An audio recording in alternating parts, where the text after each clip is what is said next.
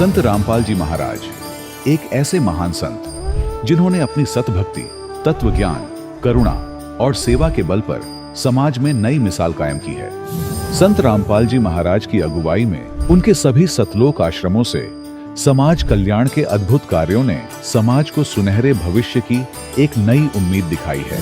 संत रामपाल जी महाराज से नाम दीक्षा लेने के बाद लाखों लोगों की लाइलाज बीमारियां जैसे कैंसर, एड्स आदि ठीक हुई। संत जी के ज्ञान से प्रेरित होकर उनके अनुयायियों ने लाखों यूनिट रक्तदान किया। संत जी ने लाखों बहन बेटियों का दहेज मुक्त विवाह करवाया।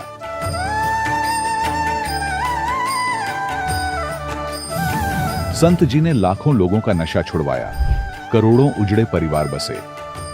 संत जी के आश्रमों में समागम के दौरान निःशुल्क नेत्र चिकित्सा, दंत चिकित्सा प्रदान की जाती है।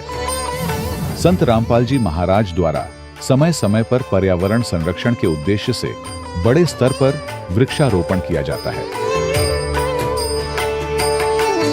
संत जी ने जरूरतमंदों को तत्काल राहत पहुंचाने के लिए एम्बुलेंस सेवा शुरू की। संत जी अपने अनुयायियों को देहदान के लिए प्रेरित करते हैं, जिससे मानवता की सेवा और चिकित्सा क्षेत्र में सुधार हो सके। संत रामपाल जी महाराज के सभी आश्रमों में हर रोज निःशुल्क भंडारा आयोजित किया जाता है, जहां हर वर्ग, हर जाति और हर धर्म के लोग एक साथ बैठकर भोजन करते हैं।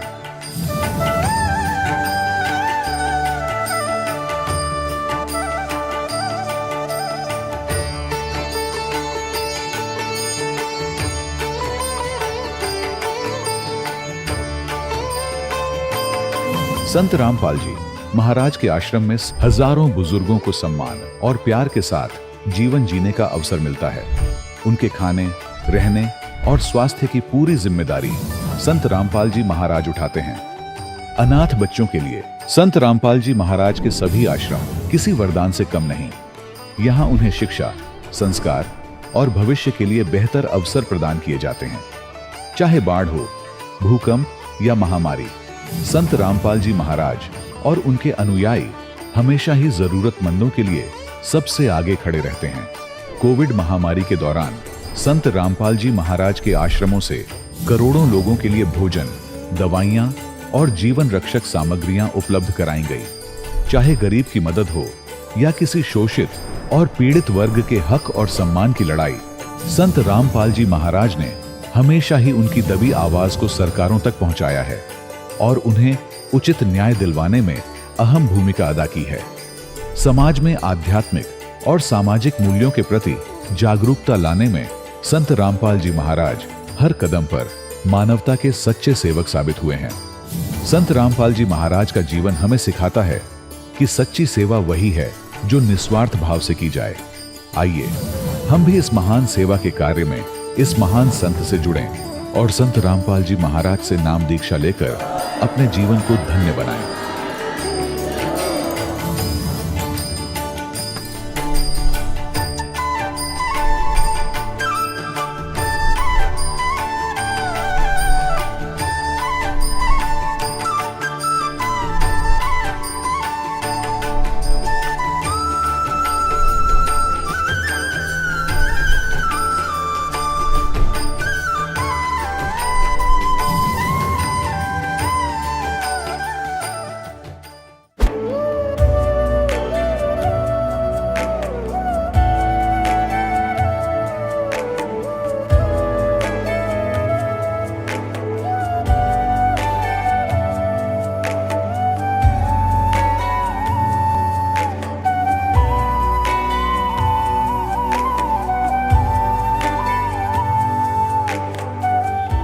पवित्र श्रीमद् भागवत गीता, पवित्र चारों वेद, पवित्र कुरान शरीफ, पवित्र बाइबल, पवित्र गुरु ग्रंथ साहिब, पवित्र कबीर साहिब की वाणी में छुपे हुए गूढ़ रहस्य अर्थात तत्व को जानने के लिए कृपया अवश्य सुनिए जगत गुरु तत्वदर्शी संत रामपाल जी महाराज के मंगल प्रवचन। दर्शकों, इंसान अपनी मुश्किलों से निजात पाने के लिए क्या क्या नहीं करता।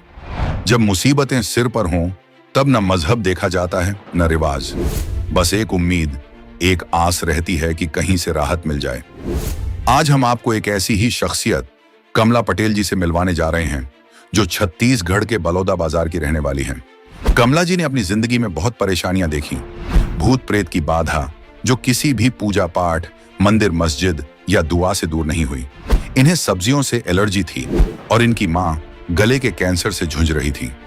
तमाम कोशिशों के बावजूद कहीं राहत नहीं मिली, लेकिन कहते हैं जब हर रास्ता बंद हो जाता है तभी ऊपर वाला अपना दरवाजा खोलता है। ऐसा क्या हुआ जिससे कमला जी की जिंदगी पूरी तरह से बदल गई? आइए सुनते हैं उनकी यह प्रेरणादायक कहानी, उनकी अपनी जुबानी। नमस्कार जी। नमस्कार सर जी। क्या नाम है जी आपका? मेरा नाम कमला पटेल है। कमला जी, आप कहाँ से हैं? मैं जिला बलौदा बाजार छत्तीसगढ़ से। संत रामपाल जी महाराज से नाम दीक्षा आपने कब ली? मैं बंदी छोड़ सतगुरु रामपाल जी महाराज जी से 15 सितंबर सन 2013 को ली। संत रामपाल जी महाराज से नाम दीक्षा लेने से पहले आप क्या भक्ति साधनाएं करती थीं? मैं संत रामपाल जी महाराज जी से नाम दीक्षा लेने से पहले दुर्गा जी, शिव जी, गणेश जी आदि हिंदू देवी देवताओं की भक्ति करती थी। जैसे कि आपने बताया कि आप सभी देवी देवताओं की भक्ति कर ही रही थी, तो फिर क्या कारण बना कि आप संत रामपाल जी महाराज जी की शरण में आई? मैं बंदी छोड़ सतगुरु रामपाल जी की शरण में ऐसे आई सर जी, मेरी तबीयत बहुत ख़राब रहती थी। मुझे प्रेत बाधा एवं एलर्जी की समस्या थी।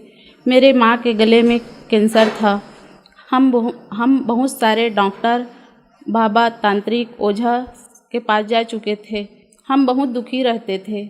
मैं अपनी शारीरिक कष्ट एवं भूत प्रेत के बाधा से इतनी ज़्यादा परेशान थी कि जब मेरे रिश्तेदार मुझे देखने आते थे तो वे अपनी अपनी जानकारी के अनुसार ओझा, तांत्रिक एवं मंदिर मस्जिद के बारे में बताते थे कि वहाँ जाने के बाद सारी कष्ट दूर हो जाता है।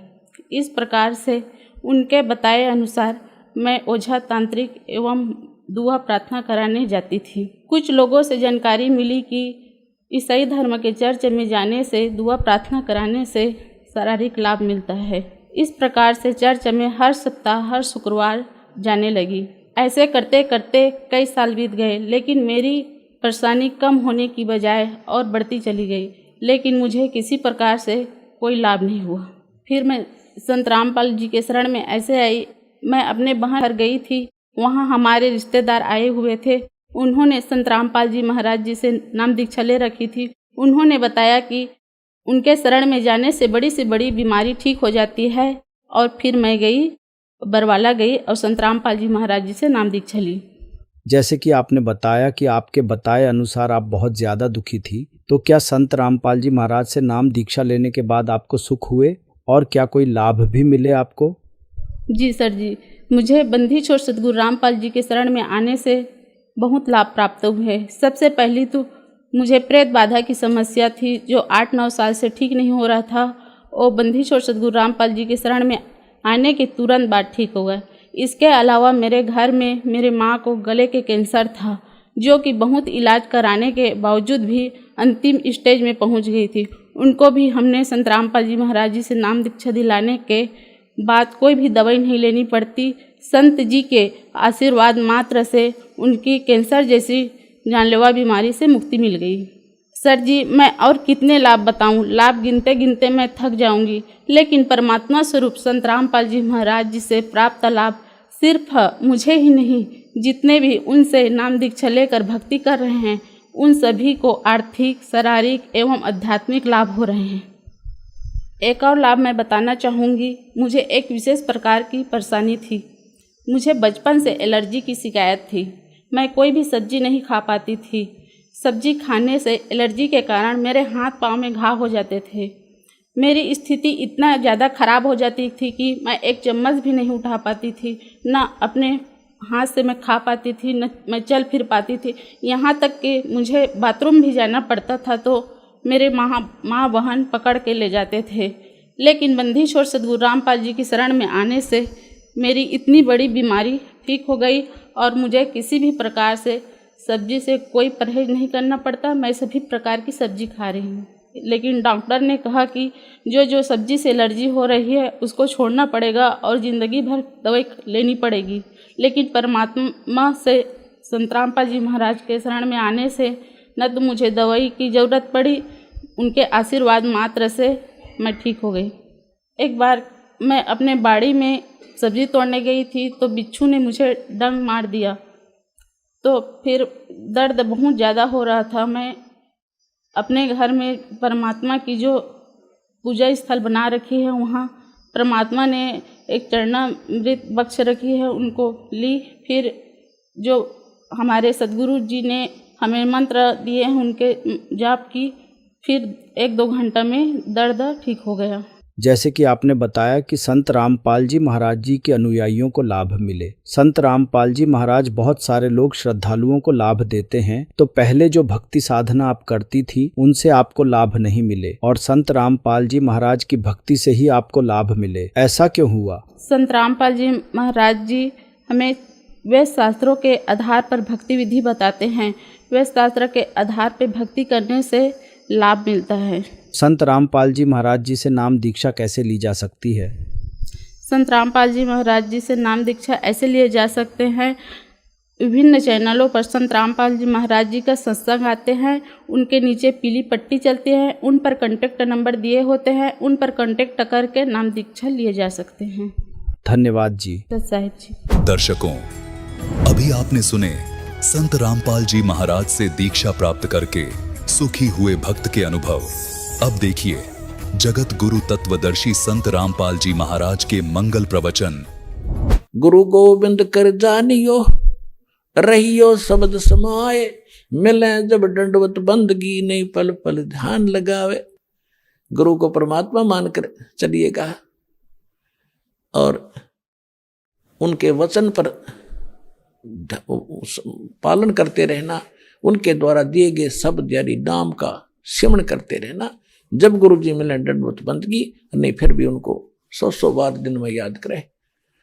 इस प्रकार आपकी सफलता होगी। अन्यथा जैसे माता गर्भ को रखे यत्न बनाए, ठेस लगे तो छन होए, तेरी ऐसे भक्ति नसावे। ये मुश्किल से दाव लगे आपका। पहले तो ज्ञान समझ मान का कोई नहीं, जल्दी से 100 तो खरपतवार पैदा होंगे, ये कैसे हो गया, वो कैसे हो गया। ये सारी अग्रम अग्रम यो ज्ञान छोड़ नहीं, जब पढ़े गए सुने गए थे एक दिन सेट कर देगा। सारी जो हमारे अंदर जो भरा हुआ था वो अज्ञान, वो धीरे धीरे साफ हो जाएगा, उसमें समय लगता है। और फिर आपको नाम मिल गए, सतनाम मिल गया। तो सार नाम का भी परमात्मा ने आदेश दे रखा, दास को खोल दे पिटारा, खजाना खोल दिया तुम्हारे लिए। जिसके लिए ऋषि महर्षि सिर पटक कर चले गए, शरीर गाल कर चले गए, उनको ये रतन नहीं मिला जो आज आपके ऊपर सहमत धक्के तो खिला रहा परमात्मा आपको। आप कितनी अच्छी आत्मा हो इसका आइडिया आपको नहीं हो सकता, लेकिन इस जोरी को है। लाल की कीमत वो कितना कीमती होता है। परमात्मा आप उन आत्माओं में से हो, गोता मारूं स्वर्ग में, अर्जा बैठू पाताल, कह कबीर ढूंढता फिर अपने हीरे मोती लाल। आपके लिए भटक रहा है। परमात्मा कहते हैं मैं रोए तू सृष्टि को, और ये सृष्टि रोए मोहे, गरीबदास इस योग को। अब समझ नहीं सकता कोई, ये तो भगवान भगवान करते। पर्वत पर्वत में फिरा, कारण अपने राम, राम जैसे संत मिले, जिन सारे सब काम यहां सरेंगे। मोक्ष भी आपका होगा, कंप्लीट मंत्र मिलेंगे, और पूरा घर में भी सुख, शरीर में सुख, और जहाज में बैठ के जाओगे। ये सत्कर मान लेना, जब लगे रहे तो नियमित रहना।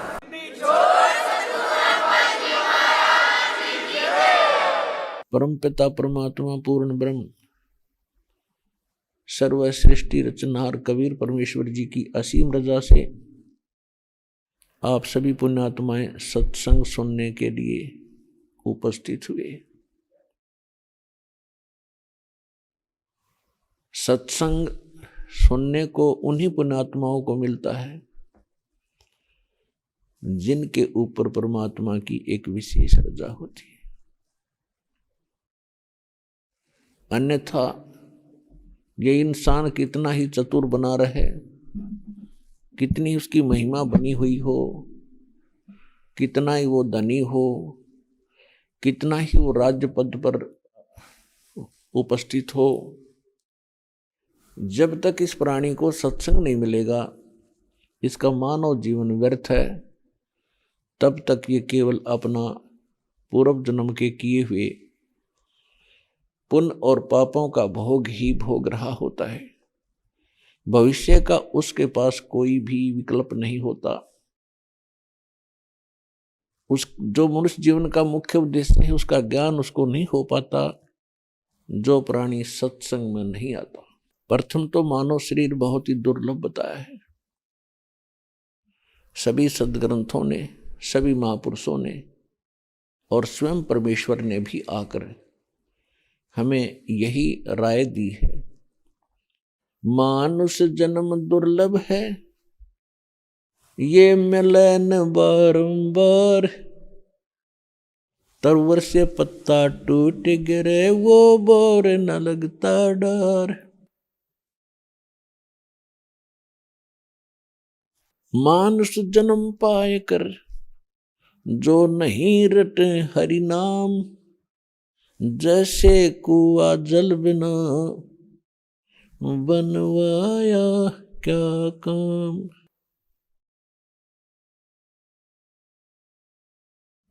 बिन उपदेश अचंभ है, ये क्यों जीवत हैं प्राण, भक्ति बिना कहाँ ठोर है, ये नर नाही पाषाण। अगम निगम को खोज ले, बुद्धि विवेक विचार, उदय अस्त का राज मिले, तो बिन नाम बेगार। पृथ्वीपति चकवे गए, जिनके चक्र चलंत, ये रावण श्रीखे कौन गिणे, ऐसे गए अनंत। सर्व सोने की लंका थी, वो रावण से रणधीरम, एक पलक में राज बिराजी, जम के पड़े जंजीरम। परमपिता परमात्मा अपने बच्चों को इस काल के जाल से निकालने के लिए, यथार्थ ज्ञान बताने के लिए वो स्वयं ही यहाँ आते हैं। और जब परमात्मा आते हैं तब तक हम इन काल के दूतों द्वारा अज्ञान के अंदर इतने ओतप्रोत कर दिए जाते हैं कि हम उस ज्ञान को सुनना भी पसंद नहीं करते। आज से 600 वर्ष पहले परमात्मा इस कलयुग में स्वयं आए थे सन 1398 में, और सन 1518 तक 120 वर्ष कबीर परमेश्वर जी एक जुलाहे की भूमिका करके और साथ में ये तत्व ज्ञान प्रचार किया करते थे। उस समय परमात्मा हमें यही ज्ञान दिया करते थे कि तुम यहाँ के वासी नहीं हो। और वो परमात्मा जिन महापुरुषों को मिले हैं उनको भी यही ज्ञान दिया, उनको अपने से परिचित कराया। उनमें से कौन कौन वो महापुरुष हैं कलयुग के अंदर जो दास के नॉलेज में है, तो उन महापुरुषों को परिचित कराया अपने से। तो वो महापुरुष कौन कौन हैं? आदरणीय धर्मदास साहिब जी, आदरणीय मलुकदास साहिब जी, आदरणीय नानक देव साहिब जी, आदरणीय दादू साहिब जी, आदरणीय गरीबदास साहिब जी, गांव छुड़ानी जिला झज्जर हरियाणा वाले, आदरणीय गीसा दास साहिब जी, गांव खेकड़ा जिला बागपत उत्तर प्रदेश वाले, आदरणीय स्वामी रामानंद जी काशी वाले। इन महापुरुषों को परमात्मा मिले और उन महापुरुषों ने भी परमात्मा से प्राप्त ज्ञान को हमारे को बताने की चेष्टा की, लेकिन हम नहीं समझ सके इसका कारण क्या था। जब परमात्मा आकर स्वयं 120 वर्ष तक हमें यही ज्ञान देते रहे, गली गली में जाकर, गांव गांव में प्रकट होकर, एक समय हजारों जगह प्रकट हो जाते थे भगवान। और वहां जाकर अपने बच्चों को ज्ञान सुनाते समझाते थे। अब परमात्मा के अंदर इतनी पावर है, हमारे बहुत से काम तो उनके दर्शन मात्र से ही सिद्ध होने लग जाते हैं। कुछ ऐसे उनकी वाणी मुख कमल से निकलती है, उससे हमारे बहुत से पाप नरम हो जाते हैं, कम हो जाते हैं, न्यून हो जाते हैं। और परमात्मा इसी उद्देश्य से यहाँ भटकते रहते हैं कि कभी तो इनको अकल आवेगी, कभी तो मुझे पहचानेंगे। अब तो इन्होंने काल की माया की भांग पी रखी है। ये भांग उतरेगी जब इनके समझ में आवेगी कि हम कहाँ पड़े हैं, हम क्या कर रहे हैं, हमने करना क्या चाहिए था। जैसे एक शराबी शराब पी के बाहर पड़ा था, गंद में, कुर्डियों पे, कूड़ा करकट में, उसको उठाने की चेष्टा करते हैं, धूप के अंदर पड़ा था, पसीना आया हुआ, रेत लिपटा हुआ, उसको उठाने की चेष्टा करते हैं कि उठ ले भैया, यहाँ मत लेट, बहुत बुरा स्थान पर पड़ा है तू। तो वो कहता है छेड़ा मत, मौज हो रही है। तो वो दशा आज आपकी और हमारी है। हम अपने घर को छोड़कर यहाँ करोड़ियों पा के गिर गए और यहाँ काल की भांग पी के हम इसमें मस्त हो गए, अब मौज हो रही है। यह मौज नाम की चीज नहीं, आपका भूल और ये नशा है। कबीर ये माया अटपटी, सब गट आण अड़ी, किस किस को समझाऊं या कुएं भांग पड़ी। तो परमात्मा इस भांग को उतारने के लिए आया करते थे।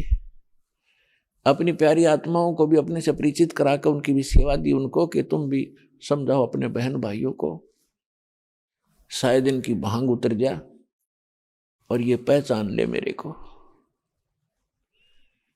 पुणात्मा कितने दयालु है वो दाता। स्थान स्थान पर प्रकट होकर 600 वर्ष पहले हजारों, एक दिन में हजारों प्लेस स्थानों पर प्रकट होकर ज्ञान दिया करते थे। परमात्मा के दर्शन से भी हमारे बहुत से पाप नाश होते हैं। कुछ पाप ऐसे हैं जो परमात्मा की इस वाणी के पाठ पठन और श्रवण से ही हमारे समाप्त होते हैं। कुछ पाप ऐसे हैं जो नाम के सिमरन से ही कटा करते हैं। कुछ पाप ऐसे हैं जो प्रणाम करने से भी खत्म होते हैं। तो इस प्रकार हम युगों युगों से बहुत ज्यादा रोगग्रस्त हो गए हैं। हर प्रकार के पाप हमारे अंतःकरण में समाये हुए हैं। इनका नाश करने के लिए हमने ये सभी तरीके अपनाने पड़ेंगे। जैसे कोई कपड़ा मैला है, थोड़ा मैला है, या वैसे ही रेत लगा है तो झाड़ देने से भी वो ठीक हो जाता है। थोड़ी बहुत मिट्टी लगी है तो पानी से धो दो, साफ हो जाता है। कुछ अधिक मैला हो गया है तो साबुन प्रयोग करना पड़ेगा, तभी वो उज्जवल होगा। और भी कहीं दाग लगा है तो उसको ड्राई क्लीन ही करानी पड़ेगी। तो इस प्रकार इस सारे प्रोसेस को अपना कर तभी हम उस कपड़े को उज्जवल कर पाते हैं। ठीक इसी प्रकार हमारे अंतःकरण में युगों युगों के ये पाप जमा हो गए, अंतःकरण मलिन हो गया। इसकी सफाई के लिए हमने ये सभी तरीके अपनाने पड़ेंगे। कौन कौन से? 500 यज्ञ करनी पड़ेंगी। एक यज्ञ है धर्म की, दूजी यज्ञ है ध्यान, तीजी यज्ञ हवन की, चौथी यज्ञ प्रणाम, और यज्ञ 5वीं ज्ञान है। समझे कोई बिरला दास। ज्ञान यज्ञ है ये सत्संग, स्वाध्याय जो हम किया करते थे पहले। कोई गीता जी का पाठ करता था, कोई जप जी का पाठ करते हैं, कोई वेदों के कुछ मंत्र लेकर उनको नित्य पठन पाठन करते हैं। और ये ज्ञान यज्ञ है। और मुसलमान भाई जो 5 वक्त की नमाज करते हैं, ये भी ज्ञान यज्ञ है। और साथ में वो सजदा करते हैं, ये भी प्रणाम है। तो वो केवल 2 ही यज्ञों का फल प्राप्त करते हैं, लाभ प्राप्त करते हैं। और हमारे यहाँ अपने जैसे सिख धर्म के अंदर है, भंडारा करते हैं, गुरु ग्रंथ साहिब जी को प्रणाम करते हैं और जपजी साहिब का पाठ करते हैं या गुरु ग्रंथ साहिब का पाठ करते हैं। ये 3 यज्ञों का लाभ उठाते हैं। और जो मंत्र जाप करते हैं वो मंत्र जब तक हम सही मंत्र नहीं हमें मिलेगा तो अन्य मंत्रों के जाप करने का वो लाभ नहीं होता। और अपने यहाँ जो हिंदू धर्म के अंदर हमारा कोई निश्चित अभी तक कोई ठिकाना नहीं था कि हनुमान जी का मंदिर दिखा, वहां माथा टेक दिया, प्रणाम कर दिए। प्रणाम भी ठिकाने हो, यानी उस इष्ट को हो जो कुछ करण जोगा हो, तब उस पर प्रणाम यज्ञ का फल होता है। तो यहाँ पर जो वेदों के ज्ञाता थे, वेद पढ़ा करते थे, इन्होंने कुछ एक ने, जैसे हमारे घर घर में प्रत्येक का पहले एक जोत जला करती देसी घी की, वो हवन यज्ञ था। और अपना पाठ करते थे गीता जी का, तो वो ज्ञान यज्ञ था। यदि हम कोई अन्य पढ़ते थे, हनुमान चालीसा, गणेश जी की आरती या अन्य, तो वो ज्ञान यज्ञ नहीं था। तो ज्ञान यज्ञ वही होता है जो यथार्थ धर्म ग्रंथों से हम उसका अध्ययन करते हैं, सब अध्याय करते हैं। तो यहां हमने 500 यज्ञ मिलती है। एक यज्ञ है धर्म की, जैसे आप देख रहे हो भंडारा चलता है भगवान का, सदाव्रत दिन रात चल रहा है। और दूसरी यज्ञ हवन की, एक यज्ञ है धर्म की, दूसरी यज्ञ है ध्यान, यानी हम परमात्मा का चिंतन जो करते हैं उसकी याद बनी रहती है, वो हमारा ध्यान यज्ञ है। और तीसरी यज्ञ हवन की, यहाँ आप देखते हो ज्योति यज्ञ जलाई जाती हैं। एक समागम में यहाँ पर लगभग अब के 8 क्विंटल घी का हवन होगा, 800 किलो। तो ये हवन यज्ञ है। पुण्यात्माओं, अभी तक हम भक्ति कर जरूर रहे थे पर रीस करा करते, भक्ति नहीं थी। परमात्मा कहते हैं, जिन हर जैसा सुमरिया ताको तैसा लाभ, ओसा प्यास न भाग ही जब तक दसै न आब। जिन हर जैसा सुमरिया, जिन्होंने जैसी भक्ति या सेवा सिमरन यज्ञ धर्म किए उनको उतना ही लाभ मिला। यज्ञ जैसे ओस के चाटने से प्यास नहीं बुझ सकती, जीभ गीली हो सकती है बस। और जब लग दसै नि आब, जब लग गट गट 2-3 गिलास पानी नहीं पी लेगा प्यासा व्यक्ति, ओस चाटने से प्यास नहीं बुझे। अभी तक हम ओस चाट रहे थे और सतलोकाश्रम बरवाला जिला हिसार हरियाणा में आपको अब वो गिलास के गिलास पीने को मिल रहे हैं। आप इतनी भक्ति और धर्म कर रहे हो, अब आत्मा की युगों युगों की प्यास बुझेगी। आप भक्ति धन से परिपूर्ण हो जाओगे, आपके बच्चे सुखी होंगे, आपका शरीर स्वस्थ होगा, आपके हर प्रकार के संकट जो आपके ऊपर आने हैं वो नहीं आने देगा भगवान, उनको टालेगा। इसलिए भगवान की खोज करते हैं हम। अब जैसे, लेकिन वो करेगा किसके लिए? परमात्मा उनके लिए करेगा जो समर्पित होंगे। और एक कबीर परमात्मा के अतिरिक्त आपके स्वप्न में भी किसी अन्य देवी देवता के बारे में ये इच्छा व्यक्त ना हो कि ये मुझे लाभ दे, मैं इससे कुछ मांगूं, तब आपको ये लाभ मिलेगा। आप मंत्र करते हो इन्हीं देवताओं के, ये इनकी पूजा साधना नहीं, इनसे कोई डिमांड नहीं करनी, नहीं तो आपकी भक्ति हीन होनी शुरू हो जाएगी, क्योंकि आप पहले से इनके कर्जवान हो। और ये साधना मजदूरी करके जो प्रथम मंत्र आपको दिया, इनकी आप ऋण चुकाते रहो, इनसे कुछ मत मांगो। आप मांगो अपने समर्थ दाता से, कबीर भगवान से, और आपको वो अपने कोटे से देता रहेगा और उधर से आपका कर्ज उतरता रहेगा। तो उसको पति भर्ता कहते हैं, जो अपने पति के अतिरिक्त अन्य किसी पुरुष की इच्छा स्वप्ने में ना करे। बाकी ये नहीं कि किसी पुरुषों से नफरत करे पतिव्रता, नहीं, आदर सबका करती है, लेकिन जो पति वाली भावना उसकी पति के अतिरिक्त दूसरे में हो ही नहीं सकती, तो उसको पति भर्ता कहते हैं। तो यहां परमात्मा कहते हैं, जब आप जी मेरे प्रति उस पति भर्ता पद पर आ जाओगे, फिर आपके पाप कर्म रूपी कोई कांटा आपको हानि नहीं कर पाओगा। क्या बताते हैं, जैसे पतिव्रता जमी पर जो जो धर है पाँव, समर्थ झाड़ू देत है ना काटा लग जावे। आदरणीय गरीबदास साहिब जी अपने समर्थ परमात्मा कबीर जी की महिमा किस प्रकार सुनाते हैं कि जिस समय आप परमात्मा पर इतने आश्रित हो जाओगे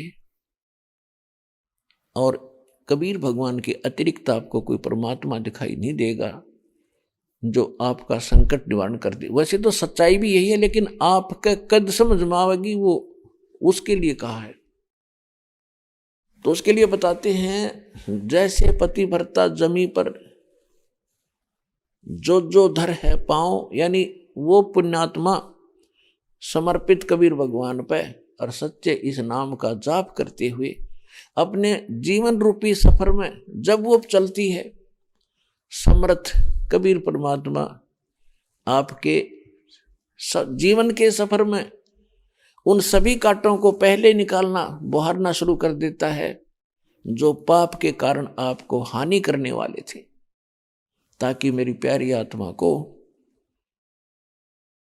वो पाप रूपी कांटा कोई हानि ना करते।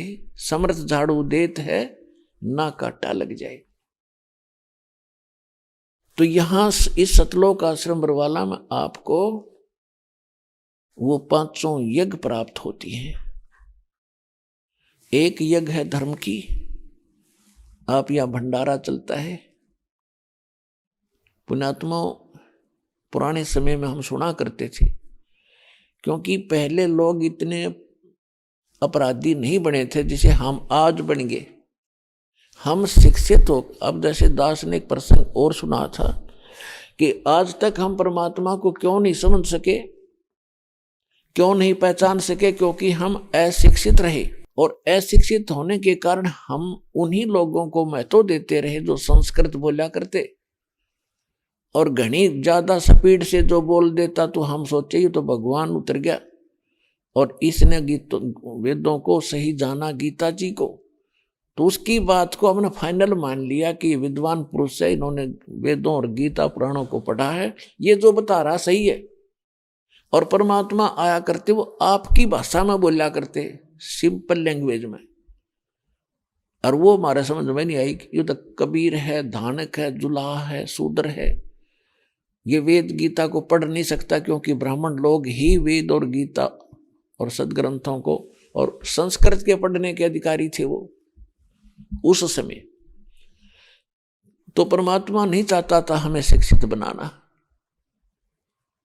क्यों नहीं चाहते थे? क्योंकि इसमें सबसे ज्यादा दोष है शिक्षा के अंदर।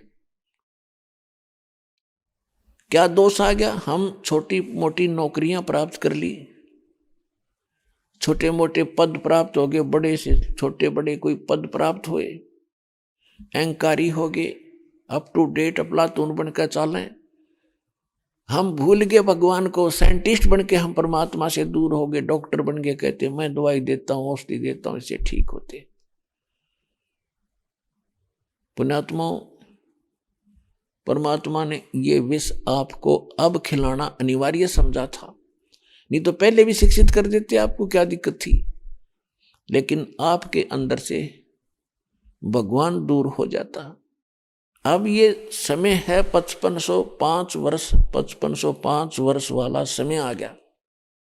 1997 में कलयुग 5505 बीत गया, और उसके बाद आप देख रहे हो ये वैज्ञानिक तरक्की। मोबाइल फोन नहीं थे पहले, ये मोबाइल फोन बनवाए। टेलीविजन नहीं थे, ये जो आजकल जैसे इलेक्ट्रॉनिक मीडिया इतना ज़्यादा बनवा दिया, इंटरनेट, यूट्यूब, इतना तहलका मचवा दिया दाता ने। पहले तो इसमें बकवाद भर रखी हैं इस यूट्यूब और इन वेबसाइटों पर। अब इसके अंदर परमात्मा का ज्ञान भरा जाओगा। घर बैठे बच्चे उसको पढ़ेंगे, सुनेंगे, समझेंगे और पहचान कर भगवान को भागे आएंगे।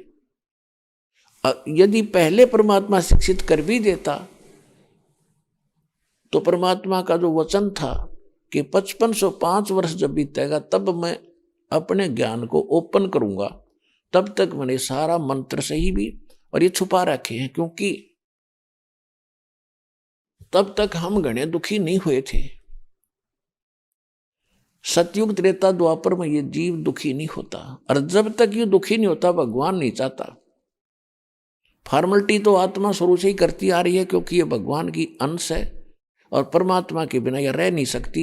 उसके लिए काल ने बहुत बड़ा जुगाड़ जोड़ रखा है। इसके लिए नरे ठग संत बैठा दिए, जगह जगह पर पता नहीं कितने प्रकार के ये और धाम बनवा दिए। इसने भक्ति करने की इच्छा होती है तो वहां धक्के खाती रहे, और कर्म खूब बिगड़वा दिए। सारा दिन एक रोटी के लिए ना जाने कितने झूठ बोल कर, कितने पाप करके ये जीव विश्राम लेता है, और पुण्य कोई बन नहीं पाता, क्योंकि शास्त्र अनुकूल साधना बिना हमारा धर्म नहीं उभर सकता, हमारा पुण्य नहीं हो सकता, हमारे शुभ संस्कार बन नहीं सकते, वो हमें मिली नहीं। तो जिस कारण से ये अभी तक हम भगवान को नहीं समझ सके, और परमात्मा ने उस समय आकर भी हमें अशिक्षित रखकर और हमारी ही भाषा में हमें समझाने की चेष्टा की कि ताकि ये मुझे पहचान ले।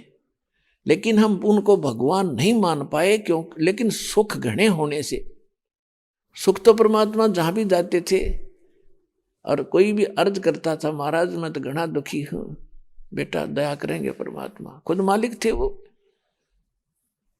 और अपने बच्चों का दुख वो कैसे देख सकता। तो उनको उनके केवल वाणी सुनने से, आशीर्वाद से लाभ देकर उनको कुछ भक्ति युक्त कर दिया, ताकि ये इस जीवन में ठीक से पार कर लें। तो मोक्ष तो तब हो ही नहीं सकता था, क्योंकि भगवान ने बैन लगा रखा था कि धर्मदास मेरी लाख दुहाई, ये सार नाम की दबार न जाई, ये सार नाम बार जो पढ़ी बिचली पीढ़ी हंस नहीं तेरी। और बिचली पीढ़ी कब थी? अब ये आएगी बिचली पीढ़ी शुरू। तो तब तक ये मूल ज्ञान तो, मूल नाम तो देना नहीं था। ये काल के दूतां का हाथ लग जाती है मंत्र। तो आज दास कैसे डिफरेंट कर, आपको डिफरेंशिएट बताता, भिन्नता कैसे बताता कि वो गलत है, ये ठीक है, ये प्रमाण देखो जिन महापुरुषों ने भक्ति की इस मंत्र से की, इनका मोक्ष हुआ। और ये हमारे सदग्रंथ बताते तो ये सभी के पास होता, तो आप फिर वहीं के वहीं रह जाते जहां पहले थे। इसलिए परमात्मा ने आपको उस समय शिक्षित बनाना उचित नहीं समझा, क्योंकि आप अहंकारी हो जाते। दास ने 18 वर्ष तक जूनियर इंजीनियर जेई की पोस्ट पे इरिगेशन डिपार्टमेंट हरियाणा में सर्विस की। दास एक ग्रामीण क्षेत्र से निकलकर शहर में रहने लगा। तो जो हमसे पहले के जो अधिकारी कर्मचारी थे उनका व्यवहार देखकर मैं चकित रहता था। जब वो जाते थे गांव में तो ग्रामीण उनकी इतनी सेवा करते थे, बैठो जी, चारपाई बिछा दो जी, दूध लाओ जी, साहब आगे दूध लाओ जी। और जब वो ग्रामीण उनके ऑफिस में आते थे, वो दुष्ट लोग चाय को नहीं पूछते थे उनको। मैं हैरान रहता था, मैं ये कैसे लोग हैं भगवान, कैसा कितना अंतर है। और लाइन में खड़े रहते थे, सारा दिन उनसे बात नहीं करते थे। तो इस शिक्षा ने नाश कर रखा है इस जीव का। अब शिक्षा इसलिए दी दाता ने कि मुझे पहचानेंगे, और फिर ज्ञान सही पा करके ये शिक्षित भी नर्म होंगे, जीव को अपनी औकात का पता रहेगा, और ऐसा ज्ञान दे दूंगा कि इसकी नाड़ नहीं उठ सकती अभिमान की, फिर अहंकार ऊपर नहीं उठ सकता, अहंकार के पास भगवान नहीं आ सकता, चाहे कितनी भक्ति कर लेना। रावण जैसी भक्ति आप नहीं कर सकते, ना शिव के कोई पुजारी कर सकता। इतना समर्पित था कि यहां से गर्दन काट के 4 भुजा और शीश समर्पित कर दिया था, लेकिन अभिमान नहीं गया उसका। जैसा किया उसको वापस दे दिया, क्योंकि उसकी आयु शेष थी, लेकिन अहंकार नहीं गया। खड़ा होकर तप किए, जाप किए, ओम नमः शिवाय किए, पता नहीं कितने के। उस मूर्ख गुरु ने उस रावण को मिसगाइड कर दिया कि वेदों में शंकर भगवान सुप्रीम पावर बताया है, तो उसने क्या पता, भोली आत्मा ने गुरु जी के आदेश अनुसार उसने साधना शुरू कर दी। और गीता और वेदों में गीता जी में लिखा है कि इन तीनों गुण की जो साधना, रजगुण ब्रह्मा, सतगुण विष्णु, तमगुण शिव जी की जो साधना करते हैं, वो राक्षस स्वभाव को धारण किए मनुष्यों में नीच दूषित कर्म करने वाले मूर्ख।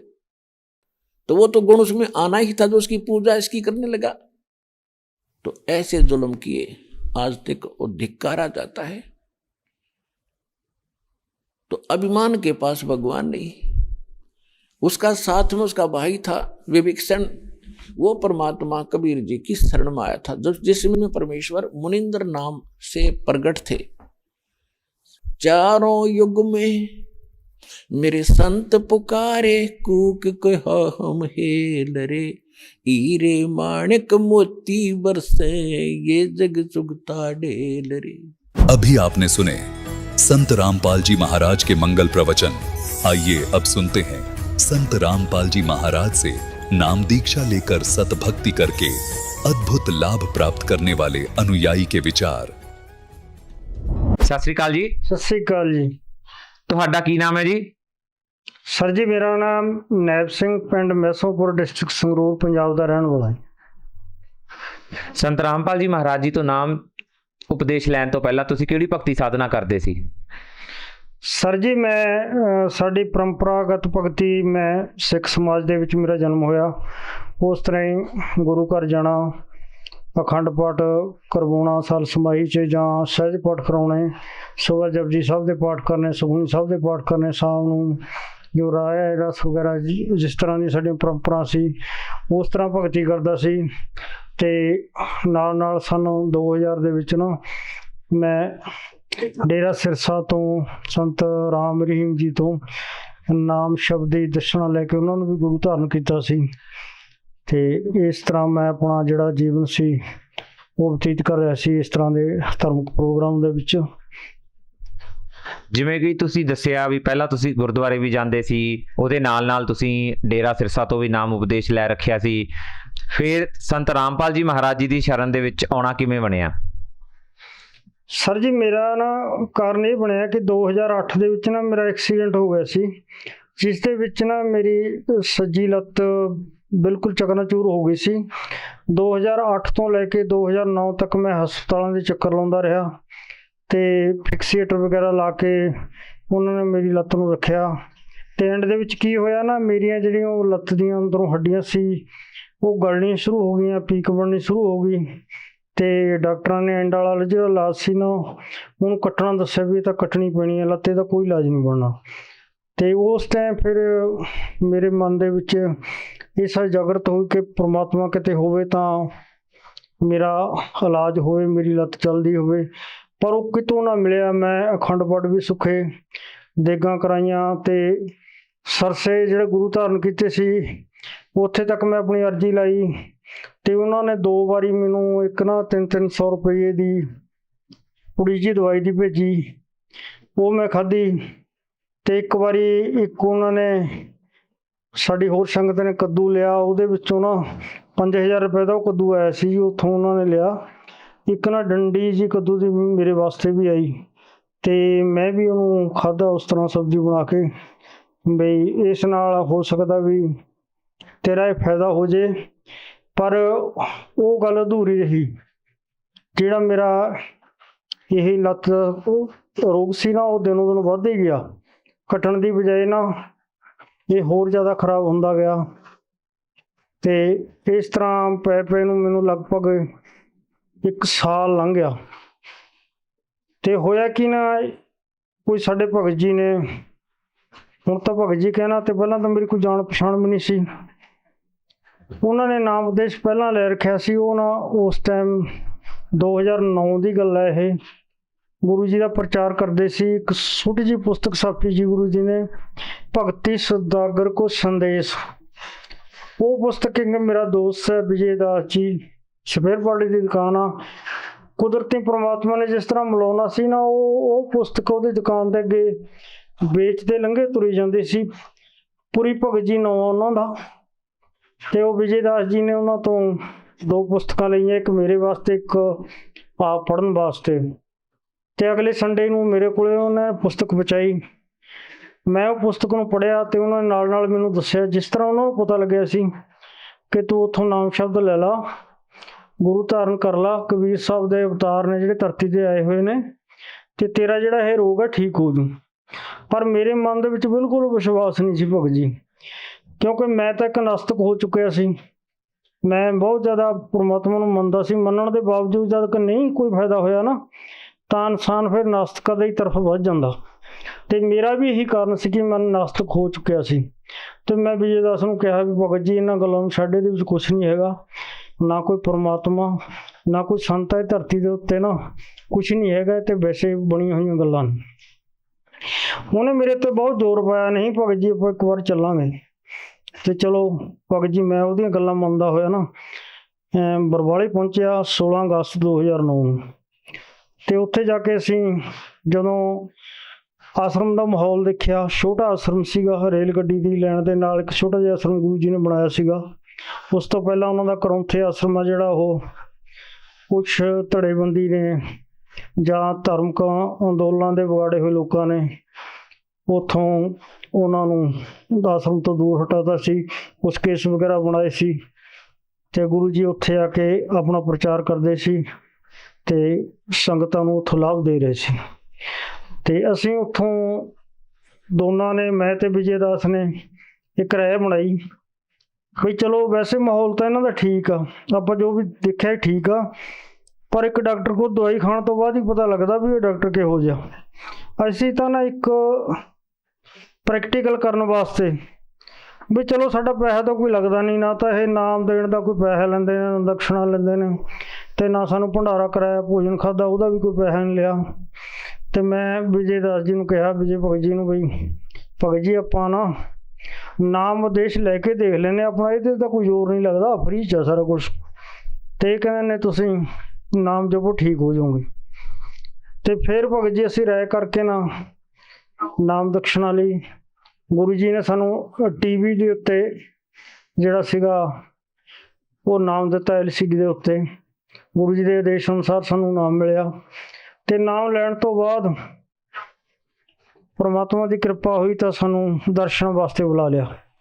ਗੁਰੂ ਜੀ ਅੰਦਰ ਬੈਠੇ ਸਾਰੀ ਸੰਗਤ ਨੂੰ ਦਰਸ਼ਨ ਦੇ ਰਹੇ ਸੀ, 2-2 4-4 ਭਗਤ ਜਾ ਕੇ ਦਰਸ਼ਨ ਕਰ ਰਹੇ ਸੀ। ਤੇ ਸਾਡਾ ਵੀ ਨੰਬਰ ਆਇਆ। ਜਦੋਂ ਅਸੀਂ ਮੇਰੀ ਵੀਲ ਚੇਅਰ ਅੰਦਰ ਲੈ ਕੇ ਗਏ ਤਾਂ ਜਦੋਂ ਮੈਂ ਸਾਹਮਣੇ ਦੇਖਿਆ ਪਰਮਾਤਮਾ ਦਾ ਚਿਹਰਾ ਤਾਂ ਮੇਰੇ ਹੋਸ਼ ਉੱਡ ਗਏ। ਉਹਦੇ 'ਚ ਕਾਰਨ ਭਗਤ ਜੀ ਇਹ ਹੋਇਆ ਸੀ ਕਿ ਜਦੋਂ ਮੈਂ ਪੁਸਤਕ ਪੜ੍ਹੀ ਤਾਂ ਉਸੇ ਰਾਤ ਨੂੰ ਨਾ ਗੁਰੂ ਜੀ ਮੈਂ ਕਦੇ ਦੇਖੀ ਨਹੀਂ ਸੀ ਤੇ ਨਾ ਉਹਨਾਂ ਦਾ ਕਦੇ ਫੋਟੋ ਦੇਖਿਆ ਸੀ। ਉਹ ਮੇਰੇ ਸੁਪਨੇ ਦੇ ਵਿੱਚ ਲਗਭਗ ਸਵੇਰੇ 5 ਵਜੇ ਆਏ ਤੇ ਮੇਰੇ ਇੱਕ ਹੱਥ ਤੇ ਥੋੜੀ ਜਿਹੀ ਪੱਟੀ ਲਪੇਟੀ ਤੇ ਮੈਨੂੰ ਕਹਿਣ ਲੱਗੇ, ਬੇਟਾ ਤੂੰ 1 ਮਹੀਨੇ ਦੇ ਵਿੱਚ ਚੱਲਦਾ ਹੋ ਜਾਏਗਾ, ਤੁਰਦਾ ਹੋ ਜਾਏਗਾ, ਫਿਕਰ ਨਾ ਕਰ। ਤਾਂ ਮੈਂ ਸਾਹਮਣੇ ਉਹਨਾਂ ਨੂੰ ਬੈਠੇ ਦੇਖਿਆ ਤਾਂ ਮੈਂ ਸੋਚਿਆ ਵੀ ਇਹ ਬੰਦਾ ਇਹ ਤਾਂ ਸੁਪਨੇ 'ਚ ਮੇਰੇ ਕੋਲ ਗਿਆ ਸੀ। ਤੇ ਜਦੋਂ ਮੈਂ ਗੁਰੂ ਜੀ ਦੇ ਚਰਨਾਂ 'ਚ ਗਿਆ, ਮੱਥਾ ਟੇਕਿਆ ਤਾਂ ਮੈਂ ਡੰਡੌਤ ਪ੍ਰਣਾਮ ਤਾਂ ਬੈਠ ਕੇ ਕਰਨੀ ਸੀਗੀ, ਤਾਂ ਖੜੇ ਖੜੇ ਨੇ ਪਰਮਾਤਮਾ ਦੇ ਚਰਨਾਂ ਨੂੰ ਹੱਥ ਲਾਇਆ ਤਾਂ ਪਰਮਾਤਮਾ ਨੇ ਉਹੀ ਮੈਨੂੰ ਫੇਰ ਭਾਸ਼ਣ ਕੀਤਾ ਵੀ ਬੇਟਾ ਤੂੰ 1 ਮਹੀਨੇ 'ਚ ਚੱਲਦਾ ਹੋ ਜਾਏਗਾ। ਤਾਂ ਮੈਂ ਵਾਪਸ ਉਹ ਗੱਲ ਪੁੱਛੀ ਕਿ ਗੁਰੂ ਜੀ ਕੁਛ ਦਿਨ ਪਹਿਲਾਂ ਤੁਸੀਂ ਇਹ ਤਾਂ ਗੱਲ ਮੈਨੂੰ ਸੁਪਨੇ ਦੇ ਵਿੱਚ ਕਹੇ ਸੀ। ਤਾਂ ਗੁਰੂ ਜੀ ਨੇ ਕਿਹਾ, ਬੇਟਾ ਉਹ ਕਬੀਰ ਸਾਹਿਬ ਨੇ ਆਪਣੀ ਲੀਲਾ ਕਰਦੇ ਨੇ, ਮੈਂ ਤਾਂ ਨਹੀਂ ਆਸ਼ਰਮ ਤੋਂ ਬਾਹਰ ਗਿਆ। ਠੀਕ ਆ, ਉਹ ਭਗਤਾਂ ਨੂੰ ਇਸ ਤਰ੍ਹਾਂ ਆਪਣਾ ਸੰਦੇਸ਼ ਪਹੁੰਚਾਉਂਦੇ ਨੇ। ਇਸੇ ਤਰ੍ਹਾਂ ਮੇਰੀ ਭਗਤਮਤੀ ਨਾਲ ਹੋਇਆ, ਉਹਨਾਂ ਨੂੰ ਕਬੀਰ ਸਾਹਿਬ ਦੇ ਰੂਪ ਦੇ ਵਿੱਚ ਦਰਸ਼ਨ ਉਸੇ ਦਿਨ ਦਿੱਤੇ ਤੇ ਦੋਨਾਂ ਨੂੰ ਸਾਨੂੰ ਇੱਕੋ ਟਾਈਮ ਦਰਸ਼ਨ ਦਿੱਤੇ।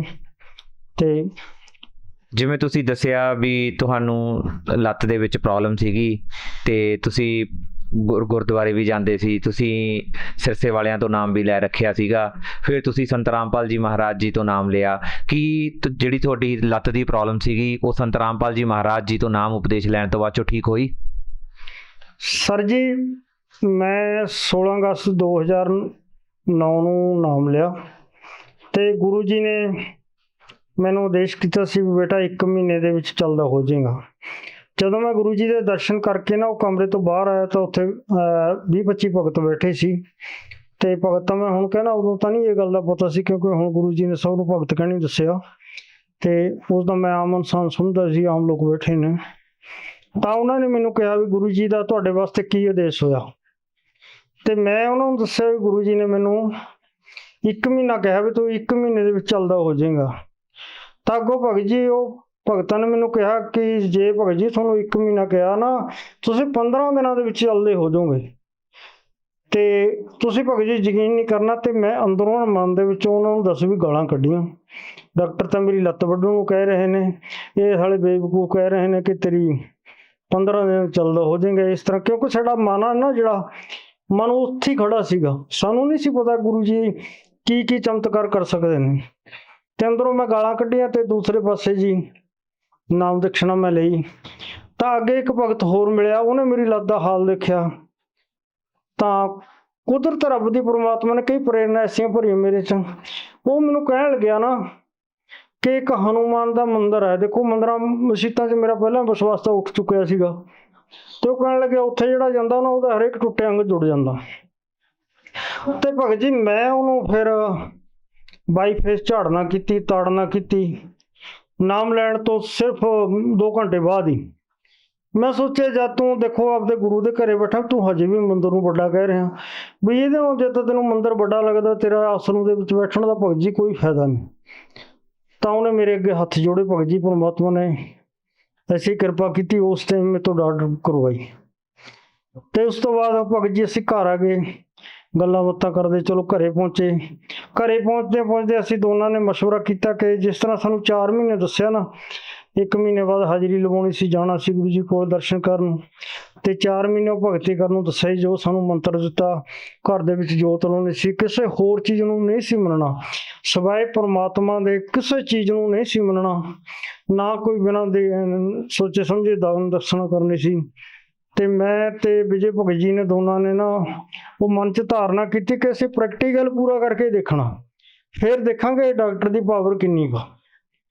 ਤੇ ਉਸ ਤਰ੍ਹਾਂ ਹੋਇਆ ਭਗਤ ਜੀ, ਅਸੀਂ ਜੋਤ ਲਾਉਣੀ ਸ਼ੁਰੂ ਕੀਤੀ, ਉਹਨਾਂ ਨੇ ਵੀ ਘਰੇ ਜੋਤ ਲਾਉਣੀ ਸ਼ੁਰੂ ਕੀਤੀ ਤੇ ਮੈਂ ਵੀ ਪਰਮਾਤਮਾ ਨੂੰ ਦੰਡੋਤ ਪ੍ਰਣਾਮ ਕਰਦੇ। ਤੇ ਇਸ ਤਰ੍ਹਾਂ ਕਰਦੇ ਕਰਦੇ ਭਗਤ ਜੀ ਸਿਰਫ 13 ਦਿਨ ਲੰਘੇ ਸੀ। 13 ਦਿਨਾਂ ਦੇ ਵਿੱਚ ਮੇਰੇ ਅੰਦਰੋਂ ਪ੍ਰੇਰਨਾ ਹੋ ਕੇ ਉਹ ਜਿਹੜੇ ਭਗਤ ਬੈਠੇ ਸੀ ਉਹ ਤਾਂ 15 ਦਿਨਾਂ ਦੀ ਕਹਿ ਰਹੇ ਸੀ ਵੀ 13 ਦਿਨਾਂ 'ਚ ਤੇਰਾ ਸ਼ੈਨ ਥੋੜ੍ਹਾ ਬਹੁਤਾ ਕੋਈ ਫਰਕ ਪਿਆ ਹੋਏ ਤੂੰ ਐਕਸਰਾ ਕਰਾ ਕੇ ਦੇਖ। ਜਦ ਕਿ ਮੈਂ 16 ਤਰੀਕ ਨੂੰ ਗਿਆ ਸੀ ਤੇ ਇਹ ਮੰਨ ਲਓ ਕਿ ਮੇਰਾ ਪਿੱਛੇ 10-11 ਤਰੀਕ ਨੂੰ ਮੇਰਾ ਐਕਸਰਾ, 10 ਤਰੀਕ ਦਾ ਸ਼ਾਇਦ 11 ਤਰੀਕ ਦਾ ਐਕਸਰਾ ਹੋਇਆ ਤੇ 6 ਦਿਨ ਬਾਅਦ ਗਿਆ ਸੀ। ਉਸ ਤੋਂ ਬਾਅਦ 13 ਕੁ ਦਿਨ ਹੋਰ ਲੰਘੇ ਸੀ, ਮਤਲਬ ਕਿ 29 ਤਰੀਕ ਨੂੰ ਮੈਂ ਦੁਬਾਰਾ ਹਸਪੀਟਲ ਗਿਆ ਤੇ ਜਾ ਕੇ ਮੈਂ ਆਪਣੀ ਜਿਹੜੀ ਫਾਈਲ ਆ ਉਹ ਡਾਕਟਰ ਨੂੰ ਦਿਖਾਈ। ਡਾਕਟਰ ਨੇ ਫਾਈਲ ਦੇਖ ਕੇ ਨਾ, ਡਾਕਟਰ ਨੇ ਨਹੀਂ ਦੇਖਿਆ ਵੀ ਇਹਦਾ ਐਕਸਰੇ ਕਦ ਹੋਇਆ, ਵੈਸੇ 45 ਦਿਨ ਤੋਂ ਪਹਿਲਾਂ ਐਕਸਰਾ ਨਹੀਂ ਕਰਦੇ। ਤਾਂ ਡਾਕਟਰ ਨੇ ਮੈਨੂੰ ਕਿਹਾ ਵੀ ਤੇਰਾ ਐਕਸਰਾ ਹੋਈ ਤਾਂ 3 ਮਹੀਨੇ ਹੋ ਗਏ, ਤੂੰ ਚੱਲ ਐਕਸਰੇ ਰੂਮ ਚੱਲ, ਐਕਸਰਾ ਕਰਾ ਕੇ ਮੈਨੂੰ ਦਿਖਾ। ਪਰਮਾਤਮਾ ਦੀ ਦੇਖੋ ਐਸੀ ਕਿਰਪਾ ਹੋਈ ਤੇ ਮੇਰੇ ਮਨ ਦੇ ਵਿੱਚ ਕੁਛ ਆਇਆ ਵੀ ਦੇਖੋ ਵੀ ਪਰਮਾਤਮਾ ਦੀ ਕਿਰਪਾ, ਸਾਹਮਣੇ ਲਿਖਿਆ ਹੋਇਆ ਸੀਗਾ ਵੀ ਐਕਸਰਾ ਹੋਏ ਨੂੰ ਤਾਂ ਥੋੜ੍ਹੇ ਦਿਨ ਹੋਏ ਨੇ। ਚਲੋ ਜੀ ਮੈਂ ਐਕਸਰੇ ਰੂਮ ਗਿਆ ਤੇ ਮੇਰਾ ਐਕਸਰਾ ਕੀਤਾ। ਜਦੋਂ ਐਕਸਰਾ ਕੀਤਾ ਤਾਂ ਉਹ ਜੋ ਐਕਸਰੇ ਕਰਦਾ ਸੀ ਨਾ, ਜਿਹੜਾ ਉੱਥੇ ਉਹਨਾਂ ਦਾ ਰੱਖਿਆ ਹੋਇਆ ਸੀ ਲੜਕਾ, ਉਹਨੇ ਐਕਸਰਾ ਦੇਖ ਕੇ ਮੇਰਾ ਬੜਾ ਖੁਸ਼ ਹੋਇਆ, ਕਿਉਂਕਿ 1.5 ਸਾਲ ਜਦੋਂ ਮੇਰੇ ਰੋਗ ਨੂੰ ਲੱਗ ਗਿਆ ਤਾਂ ਸਾਰਾ ਸਟਾਫ ਵੀ ਮੇਰਾ ਜਾਣਕਾਰ ਸੀਗਾ। ਉਹ ਬੜਾ ਖੁਸ਼ ਹੋ ਕੇ ਮੈਨੂੰ ਕਹਿਣ ਲੱਗਿਆ, ਨਾਇਬ ਸਿੰਘ ਬਾਬੇ ਤੈਨੂੰ ਪਾਰਟੀ ਹੋ ਗਈ, ਤੈਨੂੰ ਵਧਾਈਆਂ ਹੋ ਗਿਆ, ਤੇਰੀ ਹੱਡੀ ਜੁੜ ਗਈ। ਉਹਨੇ ਸਾਰੇ ਕੰਮ ਛੱਡ ਕੇ ਨਾ ਸਿੱਧਾ ਲੈ ਕੇ ਐਕਸਰਾ ਡਾਕਟਰ ਸਾਹਿਬ ਕੋਲ ਗਿਆ। ਡਾਕਟਰ ਸਾਹਿਬ ਮਰੀਜ਼ਾਂ ਨੂੰ ਚੈੱਕ ਕਰ ਰਹੇ ਸੀ ਤਾਂ doctor Sahib at a time ਭੱਜੇ ਮੇਰੇ ਕੋਲ ਆਏ ਤੇ ਮੈਨੂੰ ਆ ਕੇ ਜੱਫੀ ਪਾਈ ਉਹਨਾਂ ਨੇ, ਕਿਉਂਕਿ ਮੇਰਾ ਸਭ ਤੋਂ ਜ਼ਿਆਦਾ ਉੱਥੇ ਕੇਸ ਉਲਝਿਆ ਹੋਇਆ ਸੀ, ਬਹੁਤ ਲੰਮਾ ਸੀ, ਲਗਭਗ ਸਾਲ 1.5 ਸਾਲ ਹੋ ਗਿਆ ਸੀਗਾ। ਤਾਂ ਡਾਕਟਰ ਸਾਹਿਬ ਨੇ ਮੈਨੂੰ ਜੱਫੀ ਪਾਈ ਤੇ ਕਿਹਾ ਵੀ ਨੈਬ ਸਿੰਘ ਪਾਰਟੀ ਹੋ ਗਈ ਬਈ, ਤੇਰੇ ਤੇ ਹੱਡੀ ਬਿਲਕੁਲ ਇੰਨੀ ਜੁੜ ਚੁੱਕੀ ਆ ਵੀ ਤੂੰ ਅੱਜ ਹੀ ਇਹ ਤੇ ਪੂਰਾ ਵਜਨ ਦੇ ਸਕਦਾ, ਤੈਨੂੰ ਕਿਸੇ ਦੀ ਜ਼ਰੂਰਤ ਨਹੀਂ, ਫਿਕਸੀਏਟਰ ਤੇਰਾ 2-4 ਦਿਨਾਂ 'ਚ ਅਸੀਂ ਕੱਢ ਦਾਂਗੇ, ਤੂੰ ਪੂਰਾ ਵਜਨ ਦੇ ਕੇ ਚੱਲ। ਤਾਂ ਭਗਤ ਜੀ ਉਸ ਟਾਈਮ ਨਾ ਮੇਰਾ ਬਹੁਤ ਜ਼ਿਆਦਾ ਰੋਣ ਆਇਆ ਕਿ ਪ੍ਰਮਾਤਮਾ ਤੂੰ ਕਿੱਥੇ ਬੈਠਾ ਤੇ ਅਸੀਂ ਤੈਨੂੰ ਕਿੱਥੇ ਭਾਲਦੇ ਫਿਰਦੇ ਹਾਂ। ਇਸ ਤਰ੍ਹਾਂ ਭਗਤ ਜੀ ਘਰ ਦੇ ਵਿੱਚ ਫਿਰ ਤਾਂ ਅਨੇਕਾਂ ਲਾਭ ਹੋਏ। ਉਸ ਤੋਂ ਬਾਅਦ ਤਾਂ ਪ੍ਰਮਾਤਮਾ ਨੇ ਅਸੀਂ ਦਇਆ ਕਰੀ ਕਿ ਲਾਭਾਂ ਦੀ ਝੜੀ ਹੀ ਲਾਤੀ। ਹੁਣ ਲਾਭ ਗਣਾਉਂਦੇ ਜੀ ਅਸੀਂ ਕਿੰਨੇ ਗਣਾ ਦਾਂਗੇ, ਇਹ ਤਾਂ ਬਹੁਤ ਟਾਈਮ ਲੱਗ ਜਾਊਗਾ, ਕਿਉਂਕਿ ਸਾਨੂੰ ਤਾਂ ਪਲ ਪਲ ਦੇ ਵਿੱਚ ਲਾਭ ਹੋ ਰਹੇ ਨੇ। ਸੰਤ ਰਾਮਪਾਲ ਜੀ ਮਹਾਰਾਜ ਜੀ ਦੀ ਸ਼ਰਨ ਦੇ ਵਿੱਚ ਆਉਣ ਤੋਂ ਬਾਅਦ 'ਚ ਤੁਹਾਨੂੰ ਕੀ ਲਾਭ ਪ੍ਰਾਪਤ ਹੋਏ? ਪਰਮਾਤਮਾ ਨੇ ਸਾਨੂੰ ਬਹੁਤ ਲਾਭ ਦਿੱਤੇ ਜੀ। 2012 ਦੇ ਵਿੱਚ ਮੇਰੇ ਪਾਥਰੀਆਂ ਹੋ ਗਈਆਂ ਸੀ ਜੀ। ਮੈਨੂੰ ਇੰਨਾ ਡਾਕਟਰਾਂ ਨੇ ਡਰਾਤਾ, ਕਹਿੰਦੇ ਤੁਹਾਡਾ ਆਪਰੇਸ਼ਨ ਹੋਊਗਾ। ਮੈਂ ਇਹਨਾਂ ਨੂੰ ਕਿਹਾ ਵੀ ਮੈਂ ਆਪਰੇਸ਼ਨ ਨਹੀਂ ਕਰਾਉਣਾ, ਕੇਰਾ ਮੈਨੂੰ ਬਰਵਾਲੇ ਭੇਜ ਦਿਓ, ਉਦੋਂ ਬਾਅਦ ਜੋ ਕੁਛ ਹੋਊਗਾ ਪਰਮਾਤਮਾ ਦੀ ਦਇਆ, ਜਿਵੇਂ ਵੀ ਪਰਮਾਤਮਾ ਕਹਿਣਗੇ ਮੈਂ ਉਵੇਂ ਕਰੂੰਗੀ। ਚਲੋ ਜੀ, ਉਹਨਾਂ ਨੇ ਮੈਨੂੰ ਜਦੋਂ ਗੁਰੂ ਜੀ ਨੇ ਆਸ਼ੀਰਵਾਦ ਦਿੱਤਾ, ਮੈਂ ਗੁਰੂ ਜੀ ਲਵੇ ਇਹੀ ਪ੍ਰਾਰਥਨਾ ਲਾਈ ਪਰਮਾਤਮਾ ਮੇਰੇ ਪਾਥਰੀਆਂ ਨੇ। ਉਹ ਕਹਿੰਦੇ ਬੇਟਾ ਠੀਕ ਹੈ ਤੇ ਪਰਮਾਤਮਾ ਦਇਆ ਕਰਨਗੇ। ਪਰਮਾਤਮਾ ਨੇ ਇੰਨੀ ਦਇਆ ਕਰੀ, ਮੇਰੀਆਂ ਸਾਰੀਆਂ ਪਾਥਰੀਆਂ ਪੁਥਰੀਆਂ ਦਰਦ ਦੁਰਦ ਮੇਰੇ ਕਿਤੇ ਨਹੀਂ, ਹੁਣ ਮੁੜ ਕੇ ਕਿਤੇ ਨਹੀਂ ਹੋਇਆ ਭਗਤ ਜੀ। ਪਰਮਾਤਮਾ ਲਾਭ ਇੰਨੇ ਦੇ ਰਹੇ ਨੇ। ਮੇਰੀ ਲੱਤ ਭਗਤ ਜੀ ਅਜੇ ਵੀ ਸੁਣਨਾ, ਇੱਕ ਲੱਤ 'ਚ ਇੰਨਾ ਨੁਕਸ ਪੈ ਗਿਆ ਸੀ, ਡਾਕਟਰਾਂ ਨੇ ਮੈਨੂੰ ਬਹੁਤ ਡਰਾਤਾ ਸੀ, ਪਰ ਪਰਮਾਤਮਾ ਦੀ ਦਇਆ ਨਾਲ ਅੱਜ ਅਸੀਂ ਸਾਰੇ ਕੰਮ ਕਰਦੇ ਹਾਂ, ਸਾਨੂੰ ਕੋਈ ਦਿੱਕਤ ਨਹੀਂ। ਇਹ ਤੋਂ ਇਲਾਵਾ ਜੀ ਮੇਰੇ ਘਰ ਆਏ ਦੀ ਲੱਤ ਟੁੱਟ ਗਈ ਸੀ, ਇਹਨਾਂ ਦੀ ਲੱਤ 3-4 ਵਾਰ ਟੁੱਟੀ ਹੈ। ਚੌਥੀ ਵਾਰ ਦੇਖੋ ਜਮੀ ਚੂਰਾ ਹੋ ਗਿਆ ਸੀ। ਕੋਈ ਵੀ ਡਾਕਟਰ ਨੂੰ ਆਏ ਨਹੀਂ ਕਹਿੰਦੇ ਸੀ ਵੀ ਇਹ ਠੀਕ ਹੋ ਜੂ। ਸਾਲ ਭਰ ਮੰਜੇ 'ਚ ਬੈਠੇ ਰਹੇ। ਜਦੋਂ ਇਹਨਾਂ ਨੂੰ ਬੁੱਕ ਮਿਲੀ, ਇਹਨਾਂ ਨੇ ਨਾਮਦਾਨ ਲਿਆ ਗੁਰੂ ਜੀ ਤੋਂ, ਗੁਰੂ ਜੀ ਲਵੇ ਗਏ, ਗੁਰੂ ਜੀ ਨੇ ਆਸ਼ੀਰਵਾਦ ਦਿੱਤਾ। ਮੇਰੇ ਘਰ ਆ ਦੀ ਲੱਤ ਕੱਟਣ ਵਾਸਤੇ ਡਾਕਟਰ ਨੇ 1 ਮਹੀਨਾ ਦਿੱਤਾ ਸੀ ਜੀ।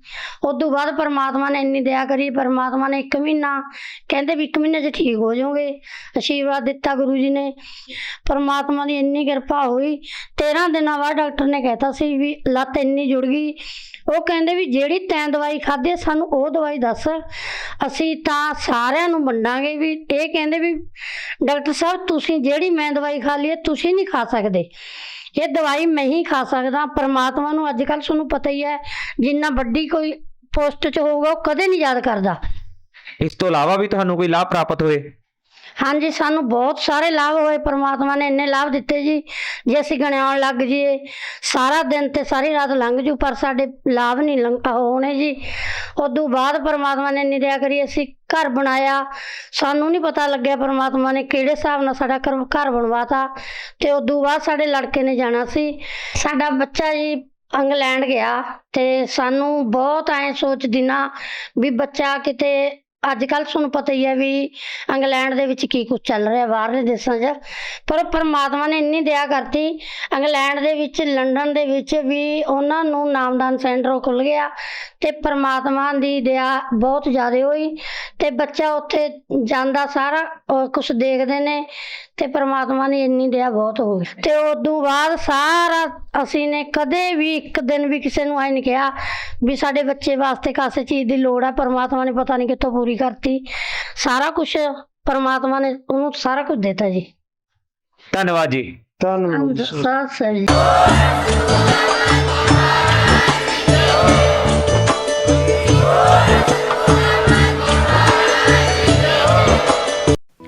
आप सुन रहे थे जगत गुरु तत्वदर्शी संत रामपाल जी महाराज के मंगल प्रवचन। अधिक जानकारी के लिए संपर्क करें।